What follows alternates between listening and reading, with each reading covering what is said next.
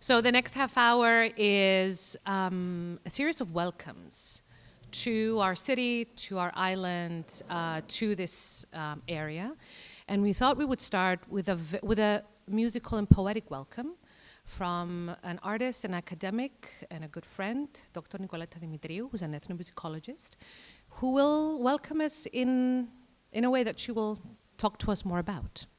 I leave you in her able hands. This is a welcome to our guests, a welcome to you, but a welcome that will be done in song. And this is something that's called a table song, or there will be tablas, tablas in Cypriot Greek.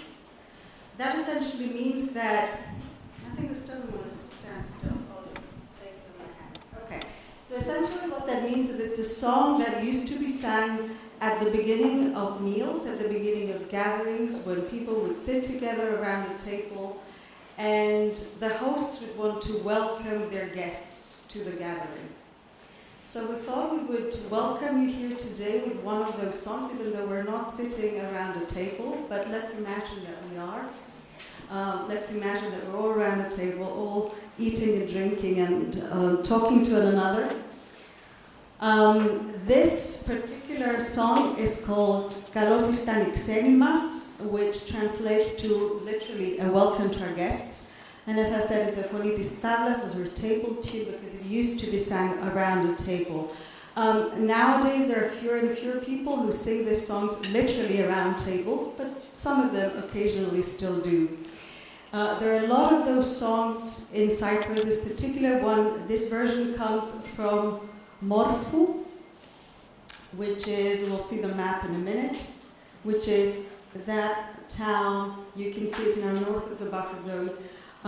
It comes from that village, this particular tune. I mean, the lyrics can change. There are many lyrics that one can attach to the song, adapt to the song if you like.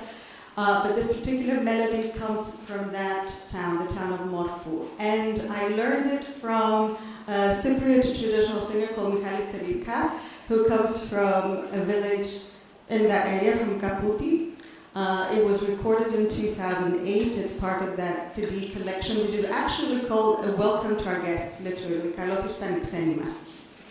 And these songs are traditionally sung a cappella, and where there's the la la la, again, traditionally people join in. So if you feel like join in when the la la la comes up, then feel free to sing with us. Okay, so here goes. I'm going to move to the center, and I think you'll be able to hear me.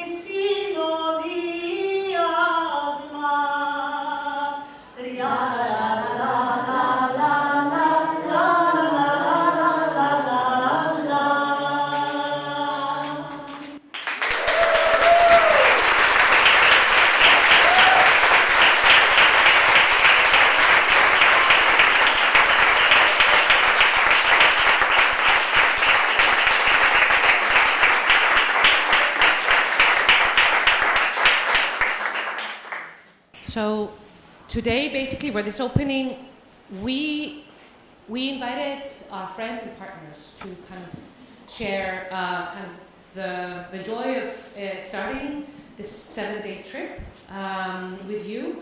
So first, I'd like to also kind of celebrate a coincidence that's happening in Cyprus.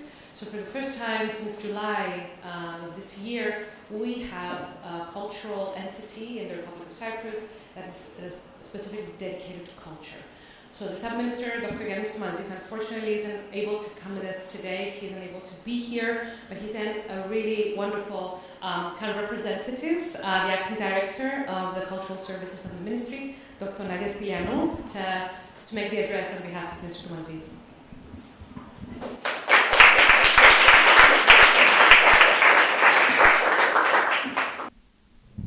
Ladies and gentlemen, it is with great pleasure that I address the opening of the 20th edition of the workshop Atelier for Young Festival Manager, brought to life by the Festival Academy in collaboration with the House of Cooperation within the framework of the Buffer French Performing Arts Festival 2022.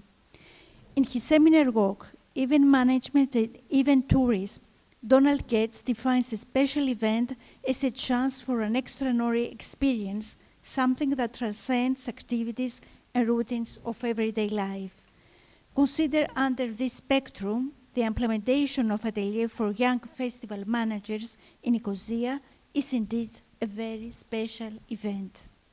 By bringing together aspiring young festival managers from around the world and providing them with the opportunity to learn from prominent and distinguished professionals in this field, the Atelier fulfills a vital role in today's cultural ecosystem, that of an incubator of new talent. Abundant cross-disciplinary academic literature, spanning from cultural policy to economics, testifies to the fundamental contribution festivals have to the development and branding of cities and regions, as well as towards economic growth. It is for this reason that initiatives like Atelier for Young Festival Manager are of great importance because they foster creativity and disseminate knowledge. With these thoughts in mind, I wish to congratulate the organizers of this workshop and wish them and the participants every success in its proceeding. Thank you.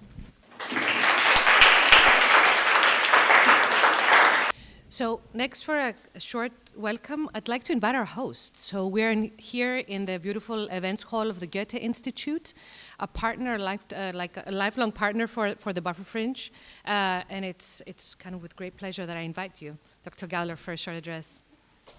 So wonderful to see you sitting all here with us in the Goethe-Institut. Dear Mrs. Stylianou, dear Mrs. Ceustermans, dear colleagues from the Home for Cooperation and the Buffer Fringe Festival, dear facilitators, speakers, mentors, experts, guest speakers, and participants of the Atelier for Young Festival Managers. I hope that I mentioned you all. It is a major honor for me and my colleagues to welcome you in the Goethe-Institut in Cyprus.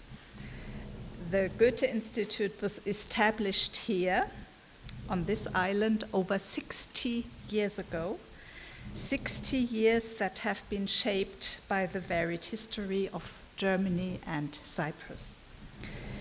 The accommodation of the Goethe-Institut here in the green line or buffer zone next to the former Lidra Palace, which you saw already, I think, in our neighborhood, which has passed through Nicosia since 1963 and separates the Greek Cypriot and Turkish Cypriot population, has remained constant since 1963. So we are here at this place now, really next year, for 60 years. This is a special place, as you already experienced today. It is a listed villa. We are opposite of our event hall in an idyllic garden with a fish pond and cats. Maybe you saw them already. Blackie, Growly, and Ginger. in the no man's land between ruins and checkpoints between the northern and southern parts of the island, this has been our place for nearly 60 years, and this has also shaped the activities of the Institute. The location was and is an opportunity and an obligation, limitation and freedom at the same time. The Goethe-Institut was an important cultural venue and meeting place for people from all over the country, not only before the division of the island in 1974, but also after the checkpoints opened in 2003, and the whole of Cyprus joined the EU in 2004. Here in the Green Line, it was always about using the space so that people from both population groups can create and experience culture together. The Goethe-Institut today is in the Green Line together with the United Nations and the Home for Cooperation, in a place where it can be reached by all people from all over Cyprus. Young children, students, adults meet in our classrooms every day to learn the German language. German teachers from both communities come together for teacher trainings. Visitors from the south and north of the island come to see our exhibitions, sometimes featuring artists from both communities, our performances, our film events, and so on and so on. This enables the Institute to successfully fulfill its mission to conduct a cultural dialogue and bring people together. We are very glad to collaborate again this year with the Home for Cooperation in their Buffer Fringe Festival. Thank you for that, Andrea, Ellada, and all the team. And we are more than happy to host the atelier for 3 days in our house. My colleagues and me wish you all a very, very successful meeting. I saw you have really a very, very ambitious program here. I wish you a lot of fruitful and good discussions and a very, very good time in Cyprus. Thank you.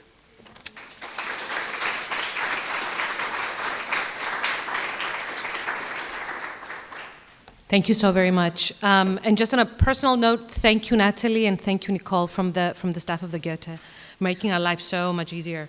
And also, the Nicosia Municipal Arts Center, one of the very few municipal organizations that are active in the city of Nicosia, has been also our partner for the past few years in the festival, but also with the Festival Academy. So, Maria Efstathiou, if you would like to come and say a few words, we'd love to hear.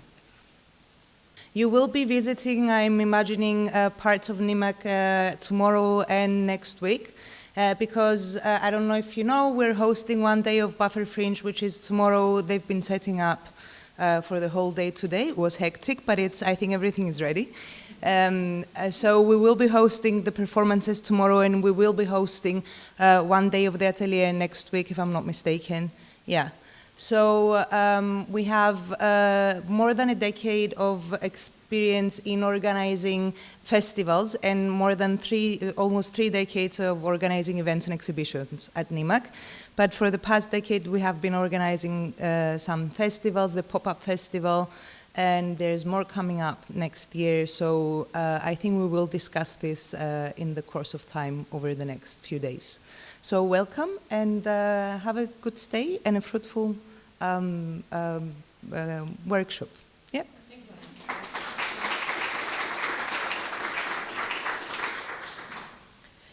So I saved us for last. On behalf of the Buffer Fringe, I'll be saying a few words. As I said, Michèle is not here. Unfortunately, she's setting up in Rustem, which is the venue for tonight. But Andri Christophides, the manager of the Home for Cooperation, will start and say a few words, and then I'll round it up before I give the floor to Inge. Hi everyone, dear Miss Stylianou, dear Miss Gauler, dear neighbors. dear partners, dear, of course, distinguished guests. On behalf of the Home for Cooperation, I want to warmly welcome you in Nicosia and in Cyprus. It's with great pride and excitement that we see the launch of Atelier Nicosia, finally. So as some of you may know, the Home for Cooperation is an intercommunal community center, actually located down the street. We're neighbors with the Goethe-Institut for the last 10 years. So the home opened its doors in 2011, and since then it acts as a bridge builder, bringing communities together, bringing separated memories and visions of Cyprus closer. It has enabled cooperation, co-creation, and contributed to the cultivation of respect and trust on a personal and often on a collective level between the people of the island across the divide. Since 2014, and with the development of the Buffer Fringe Festival, it has engaged with local and international artists in innovative and often very groundbreaking ways to initiate discussions on issues of identity, of the past, of the future, which often remain untouched within the context of peace building. So it's with a great pride that the Home for Cooperation, we see the Buffer Fringe growing in size and in spirit, remaining grounded in its peace-building mission through performance arts. So this year, this unique collaboration with the Festival Academy through the Buffer Fringe has allowed us to welcome all of you in Nicosia and the Buffer Zone, a place we have somehow come to call home. So allow me to extend our warm thanks and congratulations to the Festival Academy team for bringing this initiative to Nicosia and for trusting the home and, of course, the festival with this. And I also want to extend my very personal thanks to Ellada and Michèle, who will be waiting for you at Rustem, but also to Diomidis and Alp and Julia for their incredible work. The festival team has produced an incredible lineup for you for the next few days, and I know you also have a very, very interesting week-long of activities ahead. So for us, the festival creates space for exchange, for creative exchange, for personal and collective transformation, for questioning, discovering, oftentimes pioneering in the field of the arts. So I hope that the next few days are for all of you inspiring, challenging in the most beautiful ways, and enriching. A warm welcome to all of you again. Thank you. Okay, very few words from me, from the Buffer Fringe team. So we are honored that the relationship with the Festival Academy has come this year to fruition, to a 7-day full atelier.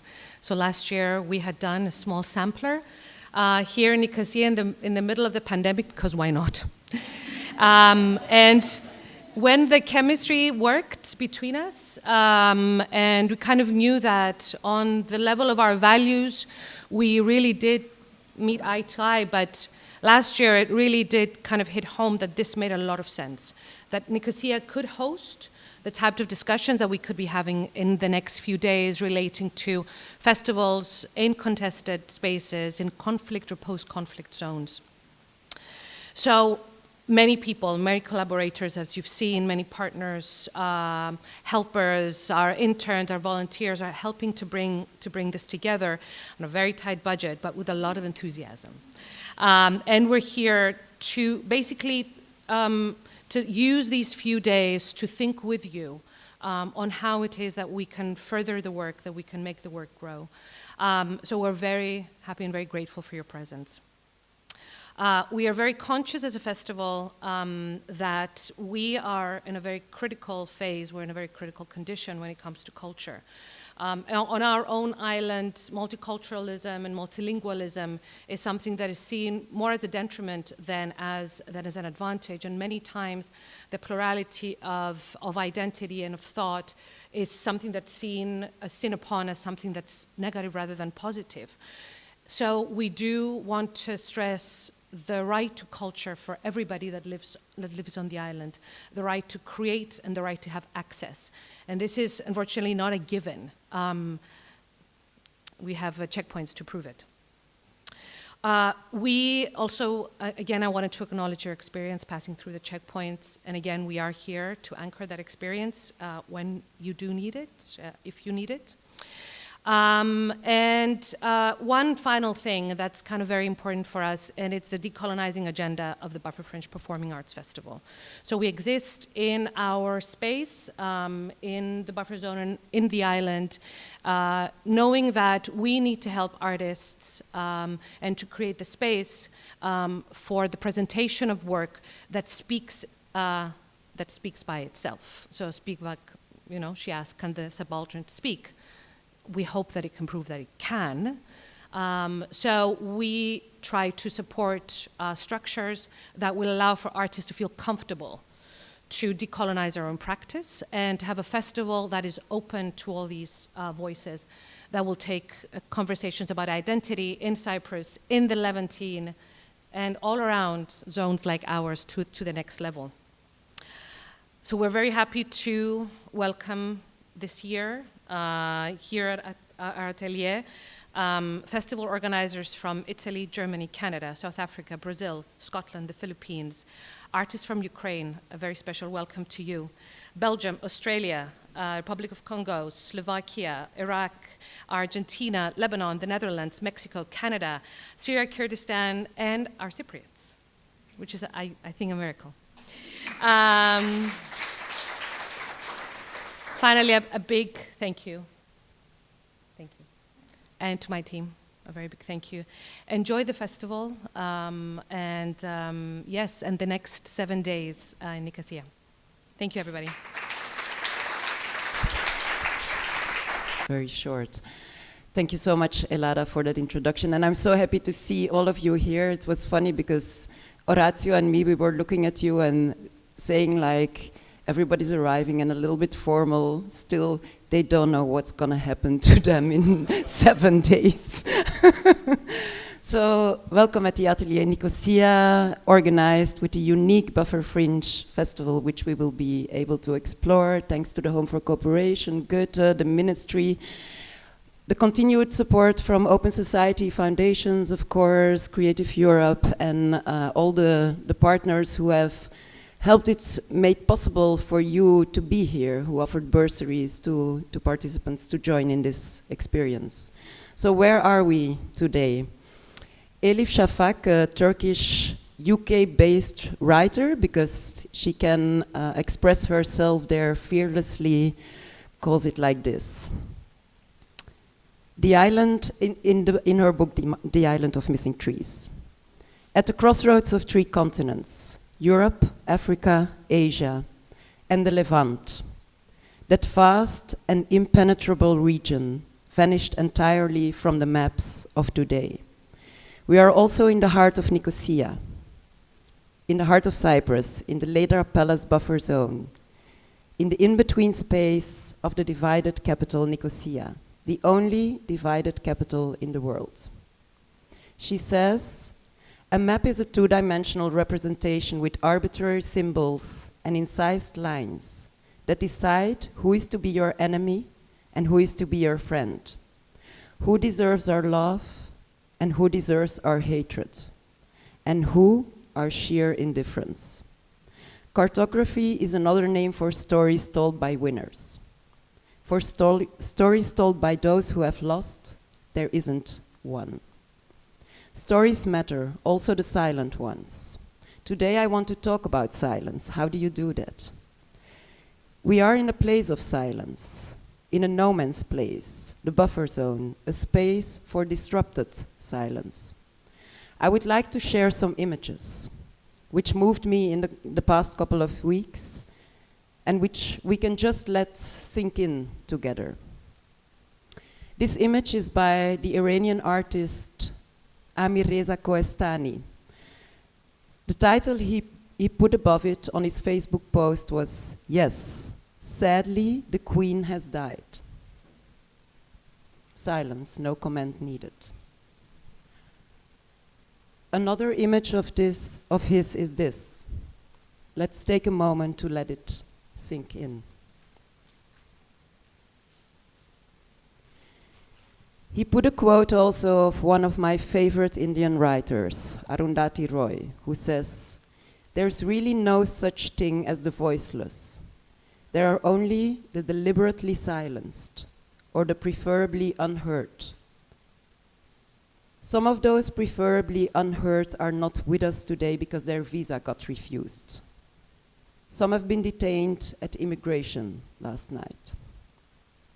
Nations are realities, but they have also been created by limited minds. It's not only a question of the physical borders, but how do we get rid of the borders in our heads? We need a lot of creativity to think of alternative realities, to think really about all the challenges we are facing today. And festivals are great spaces to let imagination take over. They can be a hub for critical thinking and inquiry, to imagine alternative realities, tell different stories, and to create a world we can enjoy living in. They are somehow free spaces, buffer zones, maybe one can say, or safe spaces for stupidity, as in this artwork with William Kentridge, which I like a lot, South African artist who set up the Center for the Less Good Idea in Johannesburg, to provide a safe space for uncertainty, doubt, stupidity, and at times maybe failure. Referring to the process of creation, which often sees artists derailing from exploring their initial ideas and focusing on secondary ideas that emerge during the process of making. We are here in the now, all of us, regardless of gender, race, nationality, beliefs. And we are quite a gathering. Festival makers, artist activists, peace-building organizations, foundations, and first of all, human beings. All with the purpose to put our creative minds together in next days to reflect upon some challenging issues of our times, which affect us all. Instability, lack of resources, war, energy crisis, climate, COVID, mobility, migration. We bring our histories to the table to create here and now possible futures, stories of change. When we travel physically, mindfully, emotionally to places or to other people, we discover different realities, ways of thinking, and different perspectives. This is exactly where transformation starts, where growth starts, not a capitalistic growth, the growth of how to live in a meaningful way. These 7 days are a beginning, a process we start here today with each individual in the room. A process that allows for doubt, uncertainty, questions, and sometimes failure. With what each brings to the table and takes away from this to their own context, and with what we can create as a collective mind, and what we can do together after these 7 days also. But it starts here and now with silence. The silence which allows us to listen to each other, and with the need and right to safety for all in this world to express themselves freely. To end with the novel of Elif Shafak, I started with one of the main characters is a fig tree, symbol of Cyprus, who says, "We trees have to compete for resources sometimes, but we are good at protecting and supporting each other. A tree knows that life is all about self-learning." So thank you for being silent. Thank you for listening. And I'm looking forward to listen to all of you in the next 7 days. And I want to give the floor now to Horacio Perez, who will facilitate for the first time one of the panels of the Festival Academy. And to our marvelous speakers who had the patience to stay with us. Gracias. So after all these words we've heard today, I've heard the word fruitful a lot, fruitful conversation, fruitful week. So with that in mind, I hope we have our first of many fruitful conversations for this first panel we will have. We have both online guests and also live guests. So I invite you all to appear on your cameras. They all left. And Nadia also. Whatever you want. So, yes, perfect. So for this first keynote panel, the title we have is The Arts, Festivals, and Peace Building, the Hits, the Myths, and Some Things to Think About. which I think is a very interesting title. So to think about, we have 5 guests. Our first, of course, is here with us, is Nadia, which you already know. She's a producer and head of industry of Docu Days in Ukraine. As we were talking about names before, I'll do my best to pronounce well the names, but of course, I may mess up, so I apologize in advance. We also have Jacob Boehm, who is a multidisciplinary theater maker and artistic director. We have Michèle Pierre-Louis, founder and president of Foundation's Connaissance, Liberté. Orwa Nirabia, artistic director of International Documentary Festival Amsterdam. And as they say, last but not least, is Mike Vaggran, who is a South African playwright. And currently, he's doing a fellowship in Berlin. Otherwise, he would be here with us. He's been facilitating and creating the program for many of these festival academies. And he's actually one of the designers of the program you're having during this week. So I think they're all there in their different time zones. Thanks for being here with us and sharing your experiences and your ideas with us. And we will start with Michèle Pierre-Louis. So go ahead. The dynamic also, sorry to explain, is each of them will have around 10 minutes to sort of give their keynote about this topic, and then we're going to engage in a conversation which I will facilitate, but as we'd say, is for all of us to engage, not just for me to interview, yeah? So, Michèle? I would have enjoyed being there with you, but I had a prior invitation that conflicted with the festival in Cyprus. I'm talking to you from Washington, D.C., but I live in Haiti. I am Haitian. I was born there. I live there. I work there. But I'm also a keynote speaker tomorrow at a conference by the Haitian diaspora. I was asked to talk about the role of art in conflict situations. My country, Haiti, is going through a very difficult time. Collapse of state institutions, gang violence, corruption, social unrest, massive migration out to the US, to Canada, Latin America, and the Caribbean. And yet, it is in this chaotic situation that artists continue to offer to the world pieces of inspiration in all artistic disciplines. I will touch on the highly discussed subject of art and engagement. Creating incredible works of art in adverse conditions, in precariousness, in defiance of dictatorship, and of more covert forms of repression. That is what the artists and artisans of Haiti, women and men, constantly demonstrate in all fields.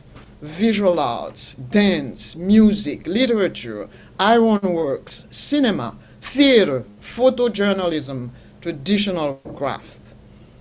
As an example, every year since 2003, the festival of theater called the Festival de Théâtre Quatre Chemins, Four Paths. I remember in 2004, I was a member of the selection committee, and one of the major cities in Haiti, Gonaïves, was totally flooded by Hurricane Jane.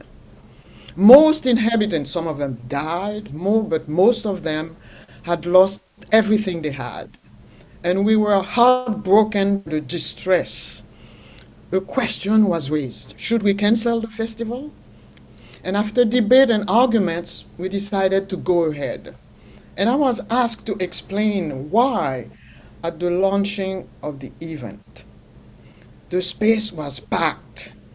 I don't know what inspired me, but I just said, the committee has decided to go along with the festival. The festival will be dedicated to the people of Gonaïves as a testimony of our solidarity. There was a moment of silence and then a standing ovation. I was relieved, but I also understood what that meant. Creating in times of disaster, whatever the disaster, demand respect and a continuing engagement from the artists as well as from the public. Since then, every year the festival takes place, often in the midst of social unrest or natural disasters. Most of the events happen in the streets, in improvised spaces, markets, public squares. There is no standard performance space in Haiti today.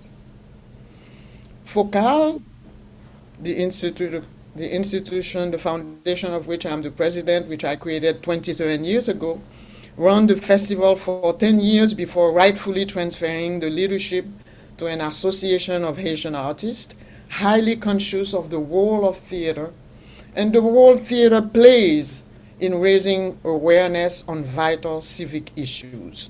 We are extremely proud of this demonstration of the sector's capacity to take charge of the festival. Artistic and artisan communities are numerous, particularly in the wider Port-au-Prince area, the capital city, but also in many other areas of the country. They are rooted throughout the country in the struggle for survival that are the fabric of Haitian life. In Artibonite, in the south, in Port-au-Prince, traditional and modern creation, crafts and arts cohabit and collaborate. Of note, among many of the community of iron crafts artisans and artists, established in one of the villages not too far from Port-au-Prince, in Noailles, in Croix-des-Bouquets, established since 1940s, they are an extraordinary example of transgenerational transmission rooted in popular culture. They have been attacked by gangs on several occasions with deadly casualties, but continue to create inspirational artistic works.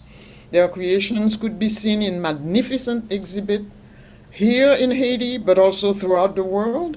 But last June, in the midst of the turmoil we're going on, we had miracles that remain connected to regional markets in the Caribbean and in the US. A lot could also be said about dance, music, about our writers, whose literary works are often awarded internationally, but that would be the subject of another conference. They are messengers of the spirit of Haiti, the troublemaker and disruptor of oppressive orders, the artists themselves incarnating the ultimate individual defiance of all controlling forces.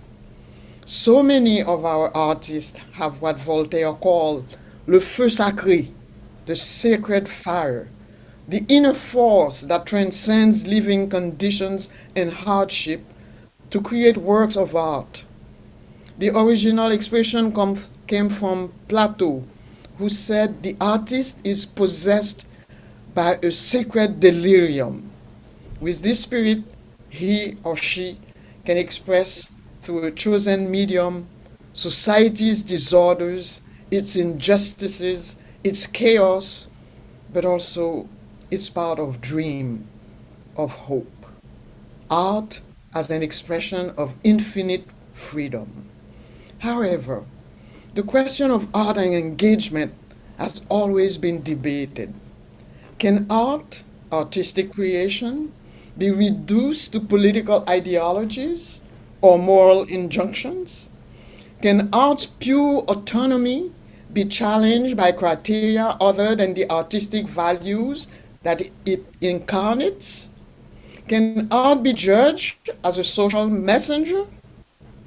These are fundamental issues that have been treated under different historical circumstances. And what I heard in the introductory word this morning, this afternoon, I don't remember, by the previous speakers says it all.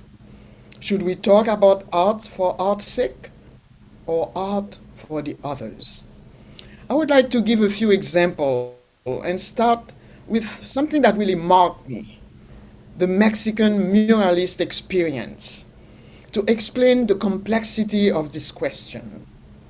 In 1917, the Mexican Revolution is triumphant under the leadership of Emiliano Zapata and Pancho Villa.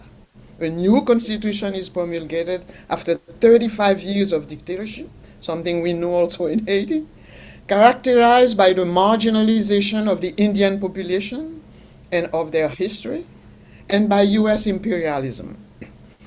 In 1922, a dozen of artists created a union of painters, sculptors, and other artisans. They signed a political, social, and aesthetic declaration addressed to the so-called humiliated races, the workers and the peasants. They chose walls as their preferred support and medium. The exterior face of walls that can be seen from the street. Walls built to protect the wealthiest villas. Walls representing for them a social space open to all. In 50 years, the muralists produced over 1,300 public works, mainly done by the three great emblematic artists of the movement, José Clemente Orozco, Diego Rivera, and David Alfao Siqueiros. In 1938, the famous French surrealist writer André Breton, while visiting Mexico, published with Diego Rivera a manifest that articulates surrealism, creation, and liberation. They wrote, and I quote, "We believe that the supreme role of art in our times is to participate in the revolution. However, the artist can serve the struggle for emancipation only if he freely incarnates in his interior soul the social and individual meanings of art." Mexico was going through a major paradigmatic political and social change. The muralists have left a memorable legacy and artistic creations of high value. The artists were able to convey to a large public through a specific medium, the wall, the injustice that burdened the Mexican underprivileged classes. But the muralist movement is not replicable, and the questions remains. When and how should the artist's engagement be an expression of its historical times? The problem was totally different in the Soviet Union when Stalin imposed what he called, quote unquote, socialist realism as a doctrine and a concept for the artist. They were forced to illustrate as figuratively as possible the social life of workers, soldiers, and the masses in general. Art became an instrument of propaganda, the artist having to repress all personal inspiration to create freely. Those who did not abide by the doctrine were censored or worse, repressed. The debate still goes on. Was this art?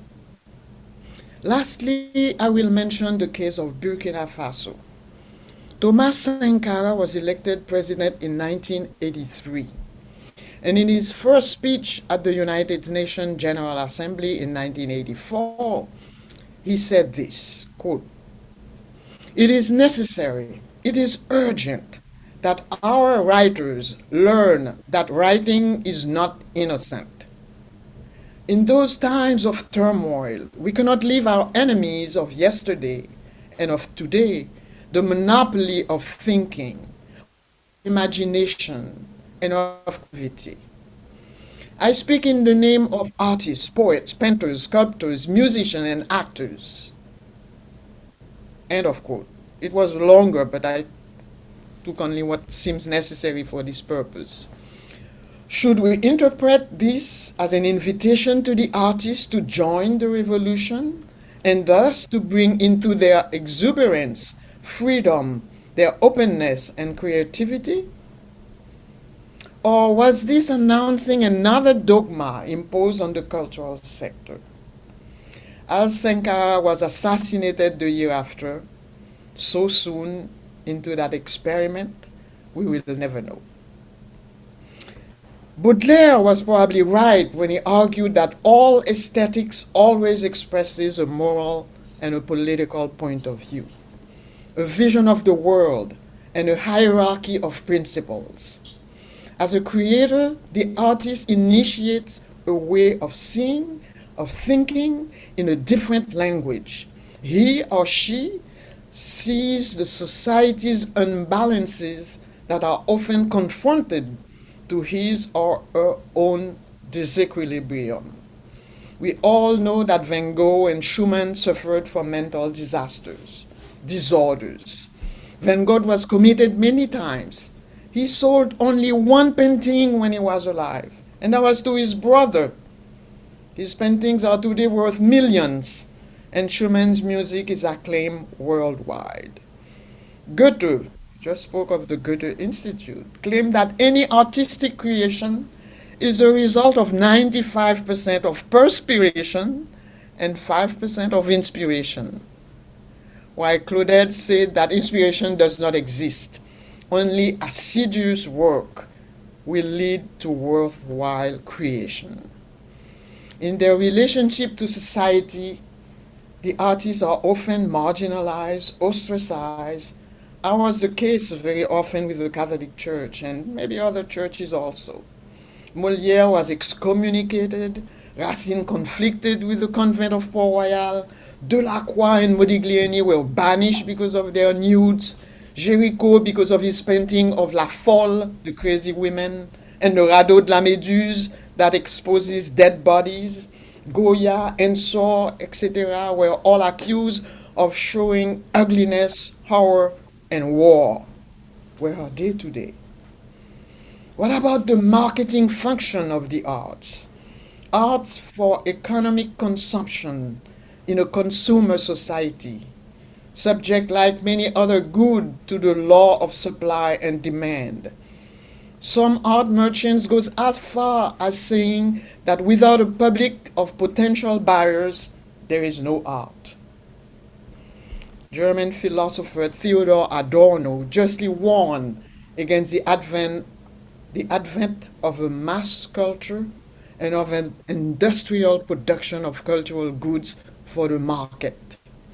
The standardization of products, the homogenization of behaviors, the leveling of values, the impoverishment of thinking create what Adorno, in his pessimistic views, calls so-called a mass media culture that can only alienate our consciousness and destroy all perspective of liberation. Adorno was a very pessimistic philosopher. Remember, after Auschwitz, he said, how can one be a poet after Auschwitz? The mind cannot survive, he says, when it is a cultural good for the market. The current trends we live in today, with the overpowering presence of media, social media, e-commerce, often feel like imprisonment rather than liberation. And there is also the role played by the cultural institutions, the art center, conservatories, festivals. Do they privilege the artistic creativity that is an expression of the ingenuity, the inspirational and spiritual cultural artists and their communities? Today, many former colonies are reclaiming their cultural artifacts and works of art that were stolen during colonization and exposed in the most prominent museum. From a report published in November 2019, the authors Felwine Sarr from Senegal and Bénédicte Savoy from France established that there are 69 objects from Africa in the British Museum, 37,000 at the Welt Museum in Vienna, 180,000 in Belgium, 70,000 in Quai Branly, Jacques Chirac in Paris, etc. There is a whole process of restitution that started with some degree of success, but so much more needs to be done. I conclude with a beautiful quote that I translated very loosely from an art critic, Evelyn Pierre-Louis, that explains the complexity of the original question about art and engagement. And I quote, "The artist is a troublemaker. Whatever his or her political convictions are, when she effectively practices her art that is not pure technique, nor a project or a fashion trend, that's when he or she is a real artist. Because he challenges our representations. He confronts them to truth, thinking, and feeling. That is the disorder that they create to force us to question and quit our comfort zones and start to imagine a new future. The artist cannot change the world, but he or she can contribute to help us all feel the necessity and urgency to change the world. Thank you. Thank you.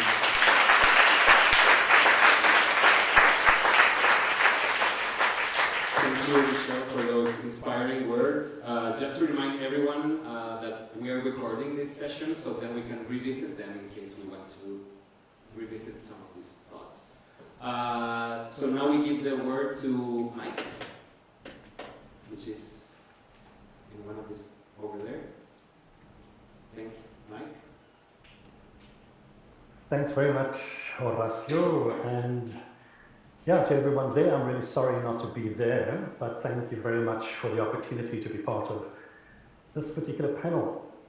And thank you to Var as well, who is going to be projecting some slides of images that I have to complement what I'm about to say, so that you don't only have to look at my face all the time. So in this presentation, I'm going to tell 3 stories.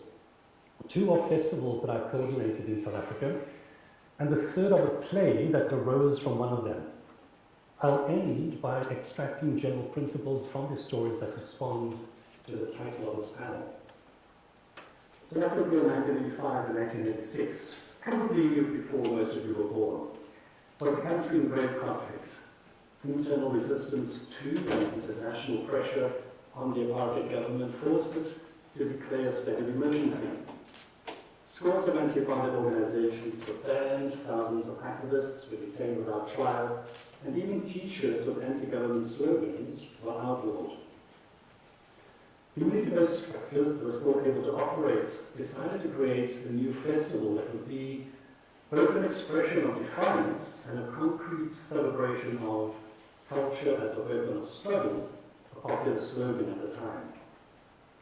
I was appointed as the coordinator of the festival, having left Johannesburg as the organization I worked for faced, shall we say, scrutiny from the security police. Having proceeded rather well, and there was great excitement about possibilities of this festival that was going to be the first progressive arts festival in the country. There was a national arts festival that took place every year, but it was boycotted by anti-apartheid cultural workers, as it included companies sponsored by the state and that historically excluded black people. And the festival, despite some anti-apartheid work on its platforms, was viewed as an affirmation of the status quo for having its roots in the celebration of English and the arrival of British settlers. A few days before the Arts Festival of '86 towards the people's culture that was known was to open, it was banned by the security police as it was deemed to be a threat to national security. We continued to present some activities, but not under the banner of the festival. There was significant disappointment at the banning, but it also served to elevate the importance of the arts that came to serve increasingly as a kind of shield behind which political activism continued during the state of emergency. 3 years later, in 1989, with the collapse of the Berlin Wall, political change began to take place in South Africa, and in 1994, the country's first democratic elections were held. But just a few years later, the city of Cape Town was racked by violence. There had always been gang violence related to the illicit drug economy, but a new player in the form of People Against Gangsterism and Drugs, or PAGA, as per the acronym, was a militant anti-drug organization that marched in the homes of drug lords, even with some assassinations of drug traffickers. While the organization served multi-faith communities, the leadership of Paga were perceived to be mainly Muslim men. Violence associated with Paga later extended to pipe bombs at gay bars and at restaurants that represented Western interests, so that local issues came to be infused with an international dimension. This resulted in huge divisions within the city between the main religious and cultural communities, Muslims, Jews, and Christians. It was against this backdrop that the city of Cape Town and the main morning newspaper, the Cape Times, set up a One City, Many Cultures campaign to try to bridge the gap between the various communities that were so divided. I was invited to create and direct a festival that would make spaces where people would be able to meet, establish relationships, and learn about each other through the arts, thus contributing to the dissipation of tensions within the city. A festival of peace, if you like. The third story. In 2005, a South African Jewish businessman and theatre producer based in London saw one of my plays, and he expressed his desire to support one of my new works. So, wanting to preserve my independence and not wanting to be seen to do a work that made the sponsor feel comfortable, I decided to do a play that was set against the backdrop of the Paga campaigns of the late 90s. So while the play, called Brothers in Blood, was set in Cape Town, its themes resonated with the Palestinian conflict. People often suck in their breath when they heard about the plays, not to be mentioned Voldemort-type themes. Yet for me, that is exactly why I am engaged in the arts, to put into the public domain the kinds of themes that people feel anxious about, to confront and interrogate them, and in so doing contribute to emotional, psychological, and intellectual catharsis. We first performed the play at the Market Theatre in Johannesburg. When the actors were interviewed about the piece on a national radio station, a Paga supporter in Cape Town phoned me to complain that the play was simply another vehicle to paint Paga in a very poor light. Anticipating possible Paga demonstrations outside the theatre when it opened in Cape Town, I visited Paga's office. I told them about the play, and I invited their leadership to the opening night. While set against a backdrop, while set against a religious backdrop, the play essentially dealt with prejudice, with people divided by class and by culture, often ignorant of each other, coming into conflict when motivated by very similar impulses, such as taking care of their respective families, as was one of the themes of the play. Well, not only did the leadership attend the opening with their spouses, they subsequently booked a full house as a Paga fundraiser. So I'd like to end with 5 points for your consideration and deliberation over the next few days. First, the National Arts Festivals of Africa continued throughout the state of emergency. On the other hand, the first edition of the Towards the People's Culture Festival was banned. Festivals are not neutral islands. They take place in very real contexts of contestation. They may serve or challenge those in authority. When considering how festivals may contribute to peace, the prior question should be, is it a just peace? Whose interests does peace and peace building serve? Should be a question that we ask. Sometimes it may be necessary for festivals to challenge, cause discomfort and instability. Rather than seek peace, it may be necessary to provoke towards justice. Secondly, laws, the justice system, and the police are forms of hard power obliging citizens to act in particular ways. The arts are about soft power, transforming people's perceptions, winning hearts, changing minds. Justice and progressive political change are sustainable when new ways of seeing are embedded in the belief and value systems of citizens, rather than in citizens being obliged to follow a certain course of action or behavior because of some coercive authority.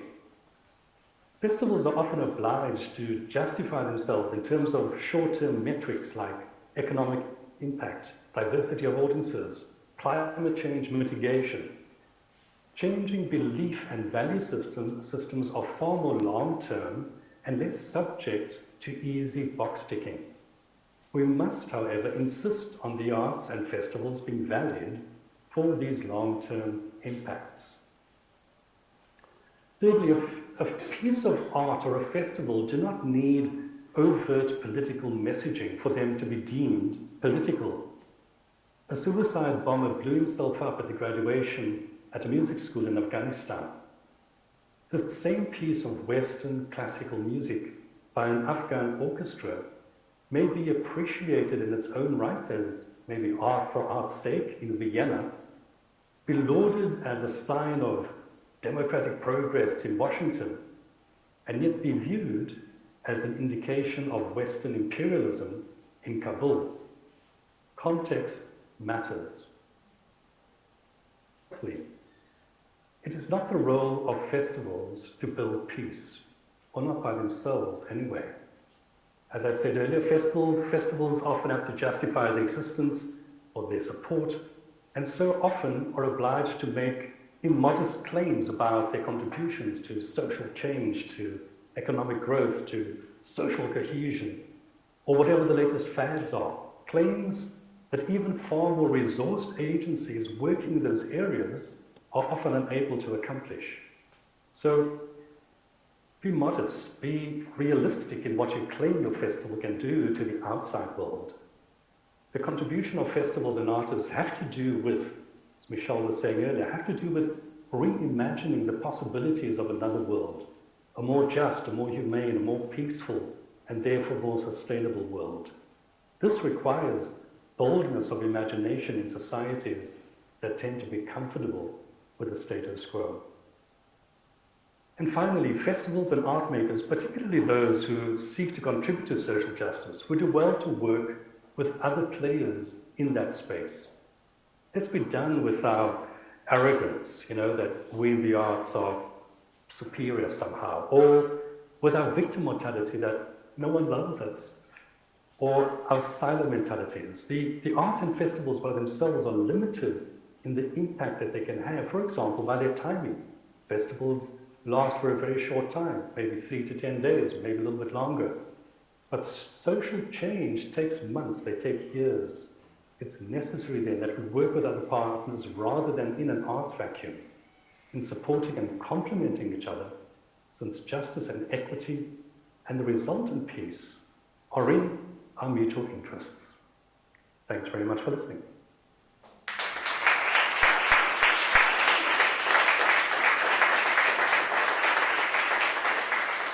Thank you, Mike, for your reflections, also for sharing your personal experience and these images.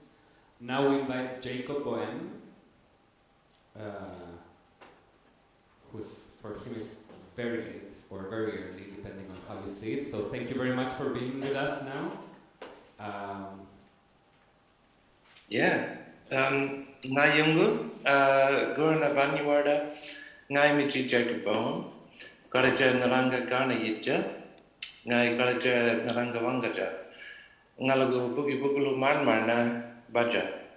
Thank you, and hello everyone, I'm Jacob Bohem. I am a proud Narangga and Kaurna man, and I'm happy to be speaking with you from Narangga country, my family's traditional homelands.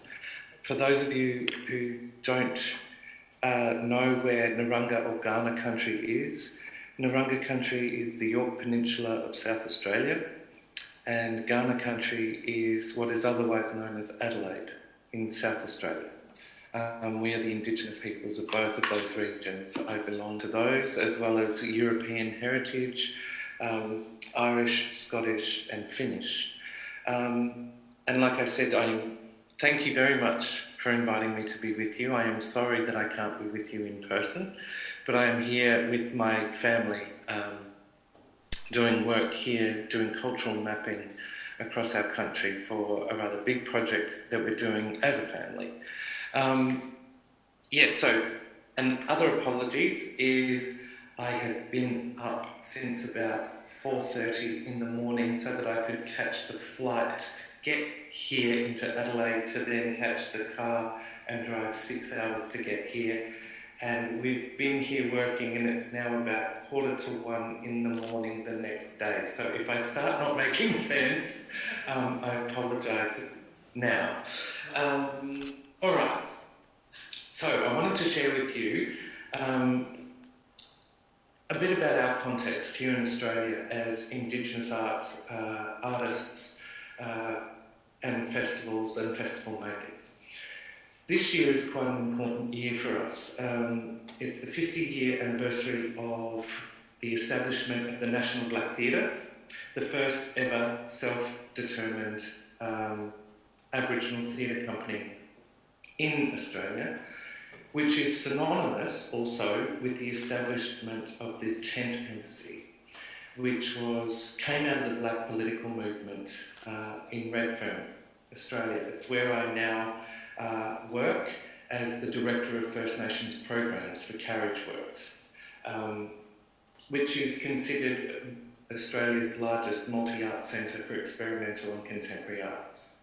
So in 1972, the Black Power movement had produced quite a radical expression which led to the establishment of the National Black Theatre and the Tent Embassy. It was about taking the Aboriginal experience out onto the street. It was led into street theatre. It was taking land rights movement, black power, out to the streets of Australia.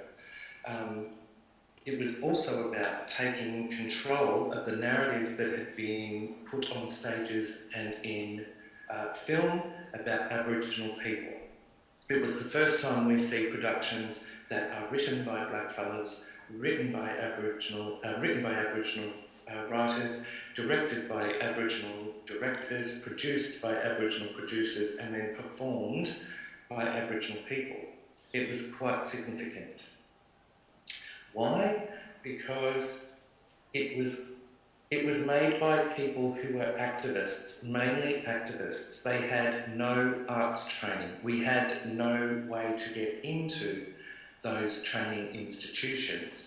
Up until 1967, 5 years before the establishment of both of these major institutions in Australian history, up until then, Australian people did not even get the right to vote. We weren't considered human. We were still listed under the Flora and Fauna Act. So we didn't have human rights. So to take this back into control was significant in that it changed the way Australians dealt with Aboriginal people, because for the first time we held the narrative in our own hands, and we were making theatre and making statements in the street through festivals, through plays, that were changing the way the relationship between white Australia and black Australia worked. This is the lineage that my generation, generations before me and generations coming up underneath me, we all belong to. It's what influences all of my work. I have been a festival producer, a festival programmer, a festival director. I have led the establishment of Indigenous festivals in Australia, considered paradigm shifting, considered revolutionary, much like the elders and the trailblazers before me. However, with all of that kind of work, with all of that revolutionary work, with all of that kind of trailblazing work that has gone on in the Australian black arts scene for the last 50 years, we are still the most incarcerated people in the world. Our rates of Aboriginal children being removed from their homes is higher than that of the stolen generations of the early 1900s. Our youth suicide rate is endemic. The lifespan of Aboriginal people is 15 to 20 years less than non-Aboriginal people. And we are still the only colonised country of the British Empire that does not have a treaty. We are now facing again, like 1967, a government who would like to take the Australian people to referendum to see if they would like to change the Constitution to recognise Aboriginal people in the Australian Constitution. And with that, give a First Nations voice to Parliament. However, we only make up 3% of the population, so that choice is also taken out of our hands because it's 3% of the population, we don't get the majority of the vote. So for all of the things that we've done through arts, through festival, through cultural expression, those are the stats and those are the real figures, 50 years on. So why do we continue to do it then? The one thing I would like to share with you is that I am here with my family. We are doing cultural mapping across Narangga country. We have been commissioned to make rather a large work about combining all of the Narangga dreaming stories that we have along this country into an epic major work that will be presented at Adelaide Festival. And why are we doing that? Why do my elders want to share our culture, considered the oldest continuous living culture in the world? We are considered to have been here for 80,000 years. There is some research coming out saying that we have been here for 120,000 years. So why then, with all the stats, with all the attempt at sharing culture, do my elders want to continue to share their culture? The answer from my elders is because through the Indigenous knowledges that have continued to protect this country for 80,000 plus years, in those knowledges, in those stories, and in that culture are the keys to healing. It is about generosity, and it's about healing, essentially. And giving people the keys to understand the country on which they live, work, and play. So with all of that, I want to share with you some of the things that I am now taking into my new role, which is being a director of First Nations Programs in a very white, monolithic institution, arts institution. The first thing I did when I took this job, and I've been there now 12 months, is we looked around as a team at all the flora that surrounded the building.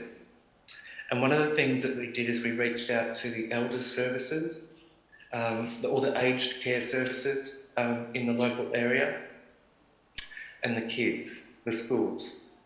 And we got those two groups of people into the building, and we removed all the European foliage that was surrounding the building, and we built a First Nations garden. So we worked with Indigenous landscapers to bring all the foliage that has been there, that would have been there 230 years ago.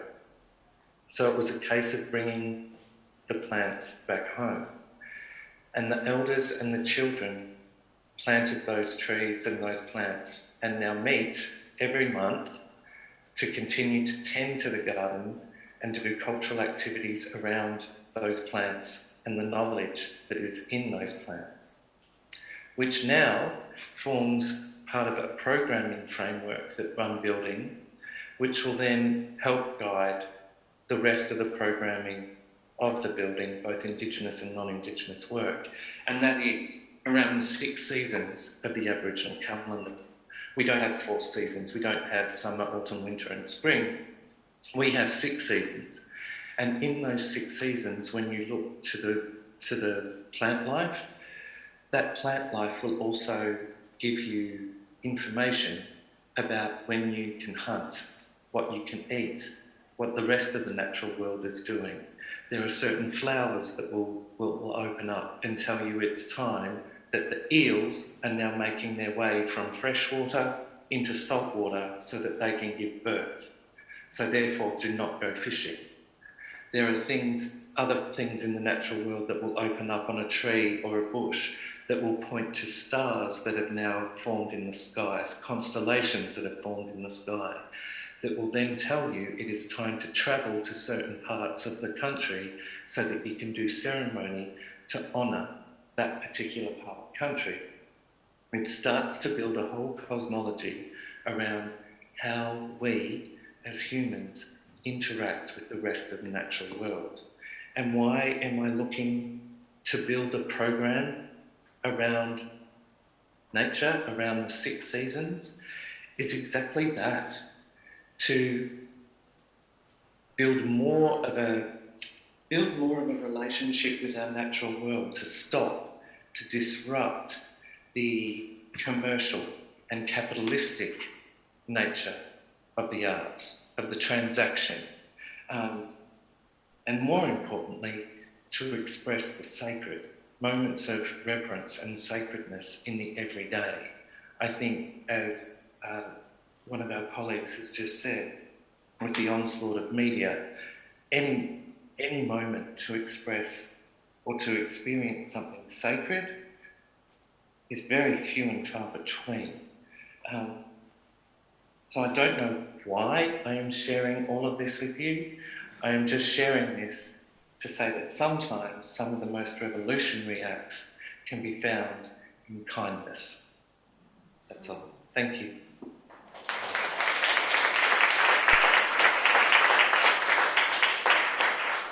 Thanks for that last sentence, I think resonates. I invite you now, Nadia, so we have some live presence in this talk. Hi again. Well, so I'm also going to share with you my personal experience. As some of the Ukrainians here were coming from the country which is in the, I hope in the middle, and I hope in the last phase of war. But our experience is traumatic, but also, let's call it interesting. And we can learn from that. And I actually gonna show you, tell you right now about what we've done with the Dockedays UA team. As I told you earlier, I work for Dockedays UA Film Festival. It's can you show the first slide, please? Yeah, it's a documentary human rights film festival. It's been there in Ukraine, in Kiev, for 19 years. And it is the largest, one of the largest documentary film festivals in Eastern Europe. Each year we got like around 25,000 persons attending the festival. And the festival started as an initiative of one of the human rights organizations in Kiev.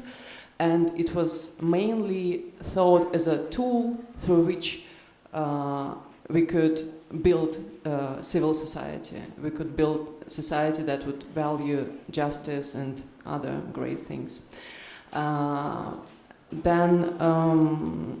With the time, the festival developed, the festival got bigger, and at some certain point, it was not only the film festival in Kiev, it was also a traveling film festival, so we took the best films from the main event and we screened them all around the country.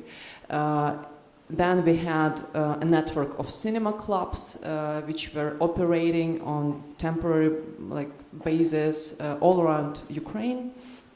And we did a lot of other different things, like we did some cultural diplomacy projects, bringing Ukrainian culture and Ukrainian documentary films to Europe, and so on and so on.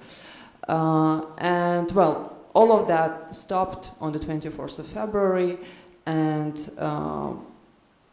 there was a question, is there a place for a film festival in a time of war? Does it make any sense to make a festival when bombs are falling on your head, when your life is under threat, when your house is destroyed, and so on? And of course, there is no sense to make a film festival in such conditions. But The unique thing is that film festivals teams and people who work at film festivals, these are great crisis managers, and they can do a lot of great, astonishing things. And they are, we are with you, trained to work under pressure. We are trained and we know how to deal with any type of crisis. We are good managers. So these are very unique skills which can be used to help your communities and which can be used to contribute to the, to solve any kind or many kind of different problems which arise when the war is there or any other crisis is there. And it is also very important that festivals usually have very wide network of contacts on the national level and also on the international level. And through these contacts, usually as a festival manager, you can get, you can actually get almost everywhere. Like, human rights organizations, you have funders, you have, journalists, and through all these people, you can get to politicians, you can get to opinion leaders, you can make some change, right? So, like, when the first shock was gone, our team was thinking, what shall we do? I mean, it was obvious that we will not organize a film screening, we will not organize nice get-together, we will not invite international guests, and things like that. And then we started analyzing, and we were watching what our colleagues are doing. We were trying to identify what are the needs of our society and what are the needs of the communities we are working with. And in a natural way, two projects, two initiatives appeared, which are currently the main things that we do with the festival team. Can you please, yeah. So then, this is the Ukraine War Archive. Great project. I'm not really involved in it, like another part of the team is working on that. The idea of the project is that there is a team that collects different evidences of war crimes, and we created a special website. It's a huge, very well developed database where we are storing those evidences. Those are videos, those are audios, different kinds of them. There is like several people who are working with social media channels. They're just searching different kind of messages, analyzing them, collecting, storing them, hashtagging them. Then there is another part of the crew which is looking for people who went through some terrible experiences and who are willing to share them. And they are recording interviews with them. And all of this is going to be a database which will be helpful and which will be used by human rights defenders, by lawyers, by art makers and filmmakers and journalists. This is the one thing that we're doing. And then the next one, if you could just... sorry, then I would just want to show you, can we watch the clip right now? Yeah, it's about this War Archive project. Also joining forces together with us, so they are also recording interviews with people and they are sharing with us the material that they got from different Ukrainian regions which are suffering from Russian invasion. Yeah, this is it.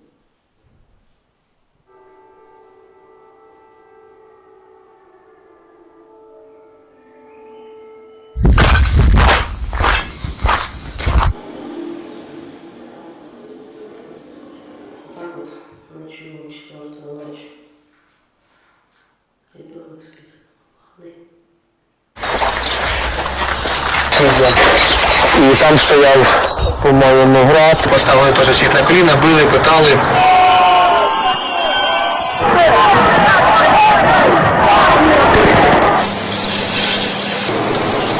«150 порцій їде на Бучу».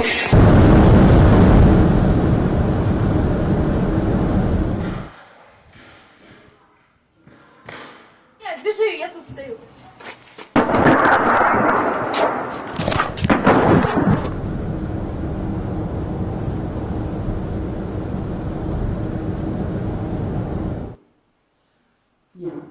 So this is one of the initiatives that we are are obsessed with right now.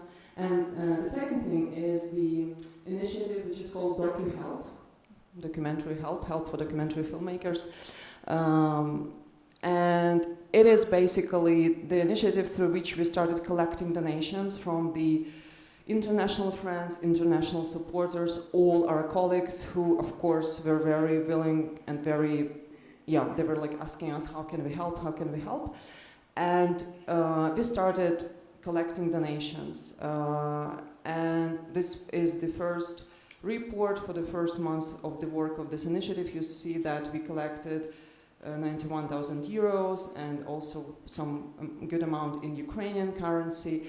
And with those money, what we were doing, we were buying flat jackets, gas masks, as you can see, medical kits, and different kind of support for Ukrainian documentary filmmakers who are working in the field and who needed that to be able to continue their activities, to be able to film documentary films in the field and be safe. We also bought a lot of technical equipment like camera lenses, so we actually supplied a lot of great stuff to the Ukrainian documentary filmmakers. And recently, together with the German Film Academy, thanks to their support, thanks to the support of the German Ministry of Culture, we were able to deliver 60 scholarships, each was 5,000 euros, again to Ukrainian documentary filmmakers to help them, survive and live, because obviously there is no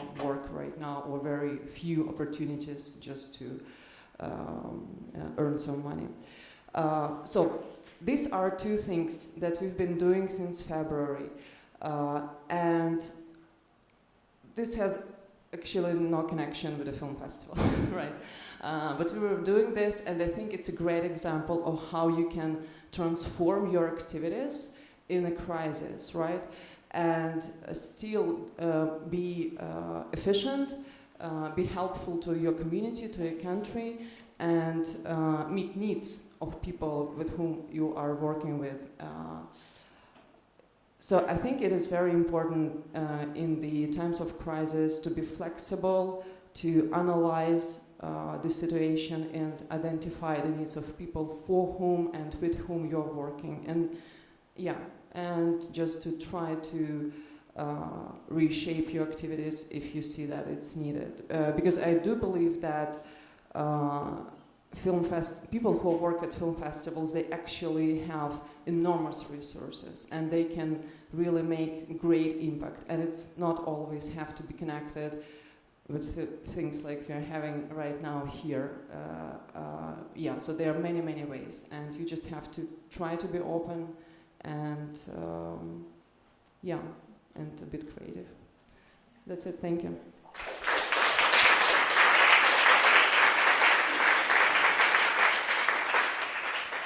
Thanks a lot for sharing that. And to finish, we have now Orwa. What's over there? Hi. Hi. It's 4 amazingly overwhelming acts to talk after. I'm very thankful to Inge and the team of Festival Academy, but also to our partners in Nicosia who made all of this possible. Very happy to see everyone, and deeply happy and humble to listen to everyone. But I do want to say that listening now to Daria in the middle of the war on Ukraine speak about this experience with such calm voice makes me full of hope. So cheers to you, Daria.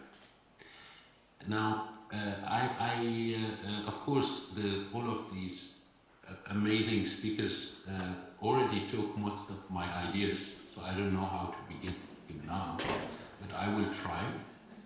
I'll try by telling you a bit about my festival experience.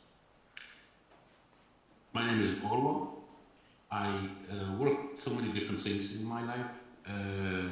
I got lost a lot, and I'm still not sure what is it that I would like to do when I grow up. But I'm trying as hard as possible different things. For a few years, I was a co-founder together with my partner, Pierre-Louis, who is a filmmaker. We were trying to make something that we called at the time creative documentary film.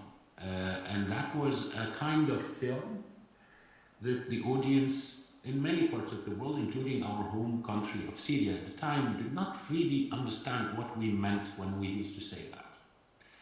And this feeling made us travel around, go to festivals, and then feel extremely jealous of other countries where there are festivals where people go and watch documentary film.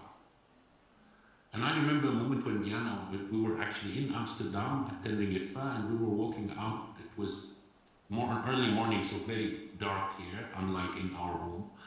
And in the darkness of the morning, she said to me, "Fucking hell, we have to start a festival.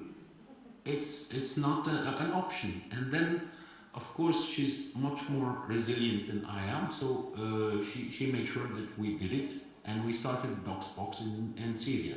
So we started a small festival in four cities in Syria with a budget that was, I think the first year we had a budget of $14,000.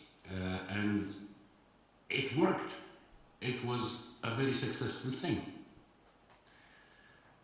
Now, in 4 years of this festival's existence, we managed to keep on trying to play a very difficult game. It's a dance, a game, whatever it is. And that is the attempt to balance two different things. Doing what we believe we should do, but being able to continue doing it.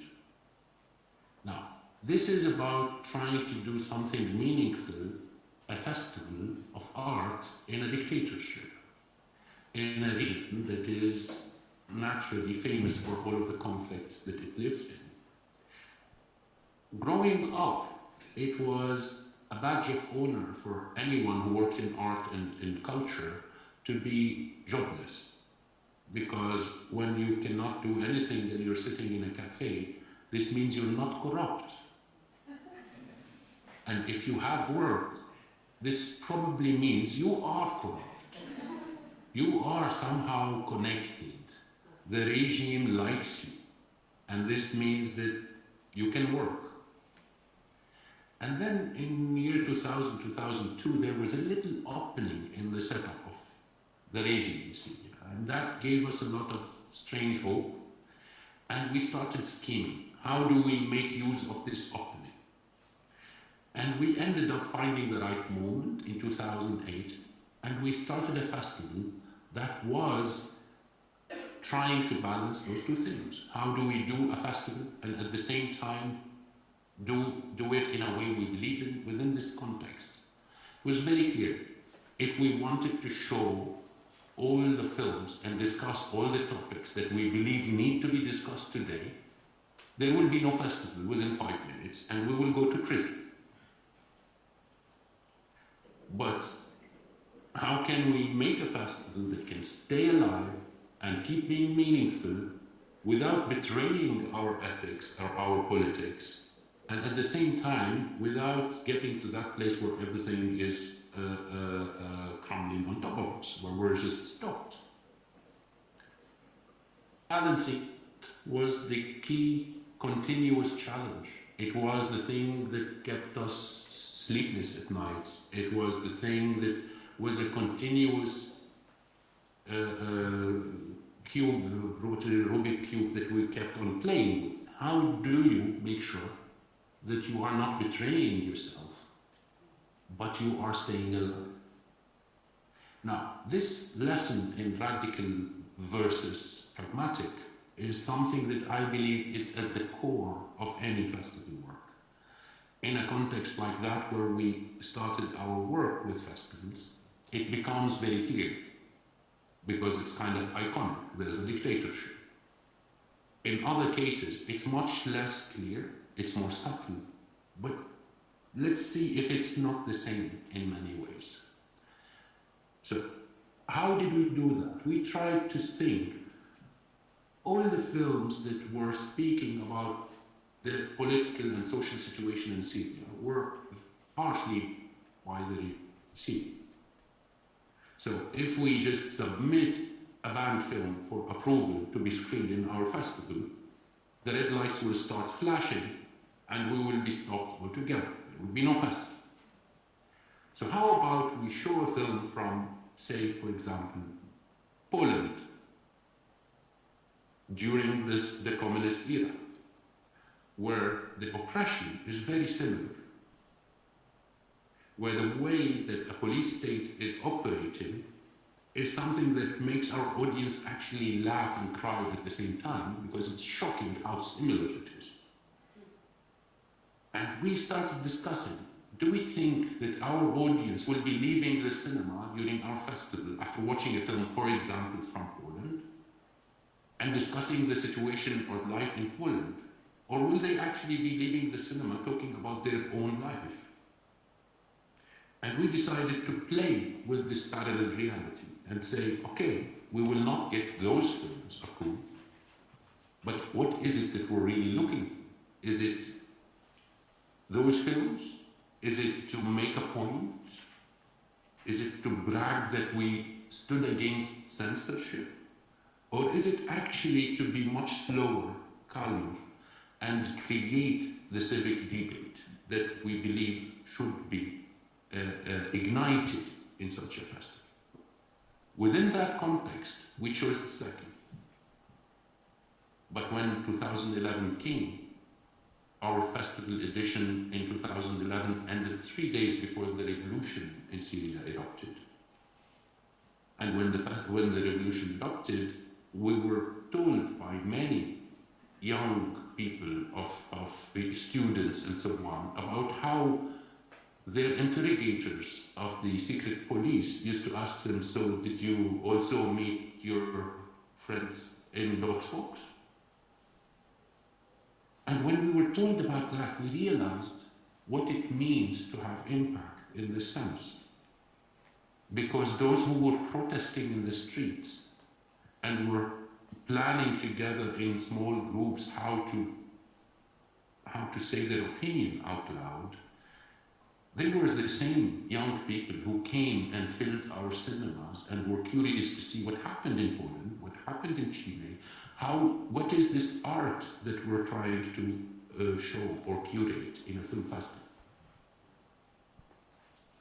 When this happened, we were proud, but we were already trying to think what is the right thing to do in the context of what's happening.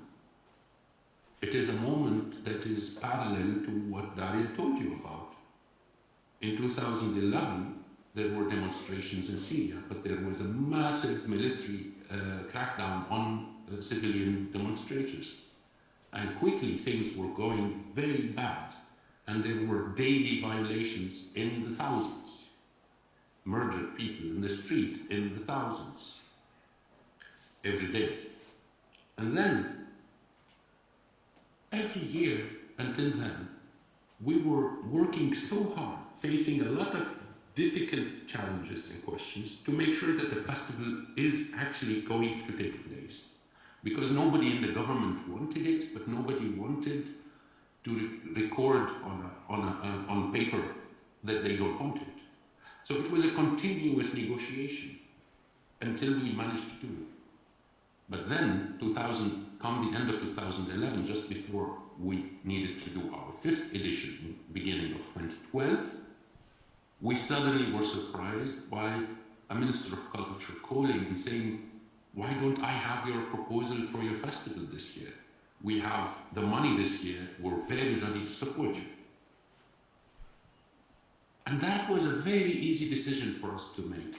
That was in many ways very different from our choice before that. We decided up the festival. And time, we called it an inverted festival. So instead of bringing films from around the world to show in Syria, we made a curated collection or showcase of Syrian films, and we showed them in collaboration with many other festivals and organizations in 38 countries around the world in the same day. That was supposed to be the opening of our festival in Syria. That is what we call DocsBox Syria Global Day, that we did in 2012 and in 2013, and then DocsBox became a Berlin-based association for support of filmmakers, but not for a festival anymore. So this is the first part of my festival experience. So much learning, continuous questioning, daily ethical dilemmas, searching for meaning, and trying to make a debate. Because to me, this is what changing the world looks like. To me, and everybody's welcome to keep on trying different opinions and changing their minds about them. For the past few years, I am sure, this is my opinion, and it is that we don't change the world. Like debate change the world. Now, when I say this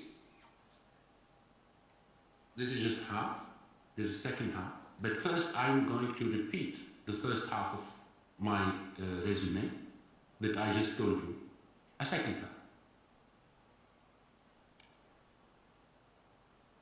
Under dictatorship in a country where there was absolutely no independent film festival, I was one of the founders of the most successful international independent documentary film festival of our country and the region. We had 14,000 admissions in the first year. In the fourth year, we already had 38,000 admissions. We invited about 100 guests in our last year. In the first year, it was only 7 guests. We grew the budget from 14,000 or 12,000, I'm not sure now, until it became about 250,000 in our fourth year. We developed into the center of documentary art in an entire region because we had workshops and training programs during the festival that brought together no less than 80 young filmmakers from 25 countries around the region, and we had world-class trainers come and train them.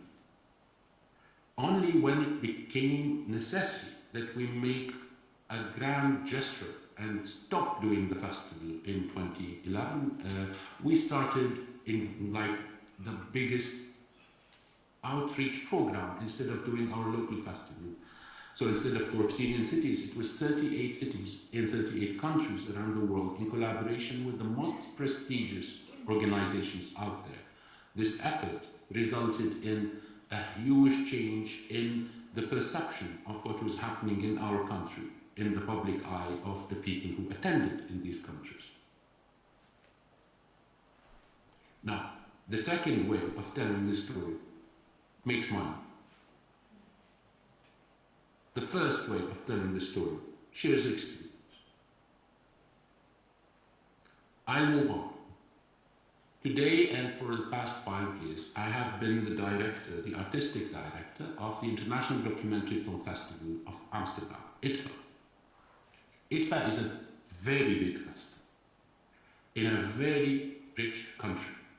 That's the Netherlands, where public money and support and sponsorship from private donors and corporate companies is truly in a very good place compared to almost any other country I know of.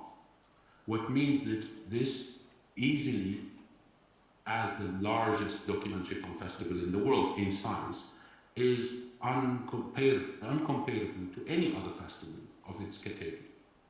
At IDFA we have almost 300,000 admissions every edition. At IDFA we have 3,500 national guests come to attend the festival. It's the largest gathering of people who work in documentary film. This means we have a huge responsibility as to how can we balance radical with pragmatic. What does it mean to do this now? Now, this is one way to say what is it that is the International Documentary Film Festival of Amsterdam, but there's another way to say the same thing that is about saying something happened here. 35 years ago, this festival was established I think I counted 120 international film festivals that were established in the same year, 1987. Why did this one become the largest? What measures that? What's the reason? How did it work this way? The people who organized this festival until now are beautiful people, but there are many beautiful people running many festivals. So why did this one work out? Was it the privilege of funding? Well, I take this out of the equation. Was it that the country here, the society in Amsterdam really prefers this? Probably because we cannot find a single science fiction film in the history of Dutch cinema. Society here seems to really prefer reality. So when I look at that, okay, that's relevant, that's important. This is a festival that started before the fall of the Berlin Wall. This is a festival when it started really with building bridges with Eastern Europe. If I look back at the programs of the first 2-3 years of this festival, I find out that it was very, very big on bringing film voices, dissident film voices from Eastern Europe to a place where those voices were not heard of, where such films were never screened. That's how this festival started. That's how it built its relationship first with the audience in the country. By bringing something from behind a wall that people here did not get to see. Now, this to me is a way of telling you about the experience and the learning. The first way I told you, 290,000, 3,500, the largest, the biggest, the tallest, the widest, the many, the most. That's how we make money. This is the cynicism of how the world of art and culture is operating and how festivals are working. And it's quite easy, actually. It's quite easy for one to learn how to use that hyperbole process, how to articulate everything about what we do with numbers, big, small, large, many, and get the job done. But what would that do? Now, I know I'm running behind schedule a bit, so I'll try to be quick and say a few small ideas. When we asked about peacemaking or about changing the world, the question to me goes back to what is a festival first? And when I want to see what is a festival, I have to think, but what is art then? The question here is, again, a question of finding the unique meaning of every festival in every context that it lives within. We need to find the place of art that has meaning and find our position as mediators between art and audience. We can easily see this as a technical kind of work, where we choose the most successful, the most famous, the better works, the most, celebrated works.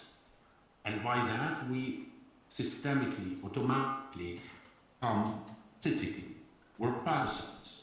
What do? I wait until great artists make great works, and then I pick them, I choose from them, and I put them together, and I show them to the audience. How do I not become parasitical? Probably by thinking about the festival itself as a work of art. So a festival is not merely about selecting the best. It's not a judgment process, an assessment process of picking what is good and what is bad in and out, and then lining them up.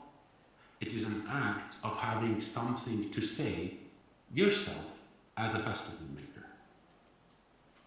Now here comes, but who are you?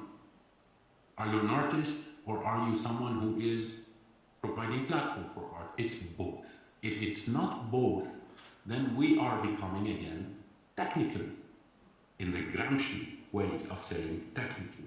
So the other way of doing this again, according to this simple, old way of seeing it, is to be organic. To be organic means to make meaning that is based on who.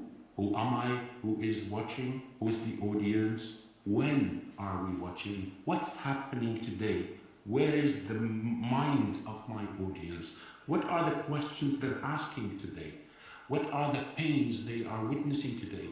What are their shortcomings today? What do I think they should hear now?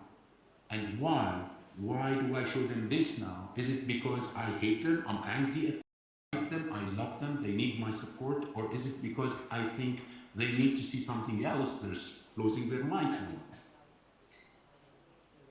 And then it is what? What am I showing them? Is a question also of zeitgeist, of my opinion. How am I responding? Like, how am I commenting? How am I myself making my own statements, my own testimony on the era that I'm living in with this society? Now, all of this is just to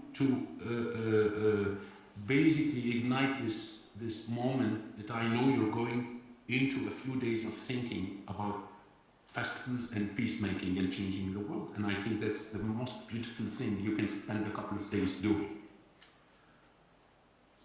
How do you make meaning that is not just about transmitting meaning? That's how we're not transportation vehicles. We, whether we admit it or not, whether we acknowledge it or not, by the choices we make, we are political. And every time we just say, I'm not political, we're only being liberal. So, in any way, I'll be back to my first place and say, judging the success of what you do is a very big continuous question. What is success? How do you judge it? There is a system for that everywhere in the world. But is this system going to be useful? So, financiers always tell us how to judge our work. That's how they judge our work. They believe they believe in a system they created where we have checkboxes and a total paradigm that can tell whether the work we're doing is good, is impactful or not. Pragmatically, we have to learn that system and deal with it. But when we are serious and true to ourselves, we know that this is maximum 20% of reality of what we do and of the measures of what we are doing. Because we know that sometimes 10 people attend an event in our festival and one of them, something changes in her or his or their mind. And this person, maybe in 50 years, is going to change a whole society. And no sponsor and no subsidy in the world can measure that. And we know that we have this excessively absurdist approach that we believe this person is there. And this person attended this event. And we work for that person. But we are always stuck with the capitalist view that we work about numbers and amounts and big crowds, and we are measured by the number of tickets, by the budget, by the attendance. Again, attendance, tickets are important, but we know they are not everything. My last point comes goes back to the point of dialogue, and to me this comes from my youth when I was a student of theatre, and this amazing Syrian playwright Zypern was asked to write the International Theatre Day word, and he wrote something, I don't remember now, unfortunately I didn't just look up the exact sentence, but I remember what he said. And he said, only 200 people attend a play. each one of them goes out home, or to a cafe, or to the factory, or to their office, and discuss the ideas that stayed with them with 4 or 5 people, that's already 1,000. Each one of them goes home, goes to the factory, goes to their work, goes to their office, or to the kindergarten even, and they discuss the ideas that came with them with another 5. And this way, within a week, 200 people attended one play, but an entire city is having a debate. That's how I believe we change the world. That's how I believe we cross borders. That's how we build peace, by either standing in support of those who are oppressed, or by challenging anybody in front of us, by making them see what they would rather not see. And our curatorial task is first to choose the right moment to switch between being supportive and being critical, between being pragmatic and being radical. Otherwise, festivals are either repeating slogans or very sexy commercial endpoints. I hope that now our dear Horacio will start a good conversation, and that all of us managed to intrigue you or to propel you with a few questions to the upcoming events. Thank you.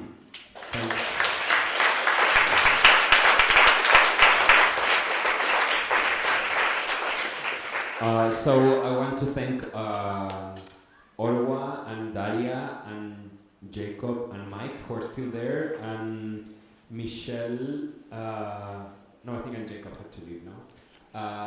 Of course, there would be topics to talk for hours and hours, but we have days and days to talk. So I just want to thank all of you for your participation. I think all these talks were very inspiring, and I think they're really triggering for things we're going to discuss during the week.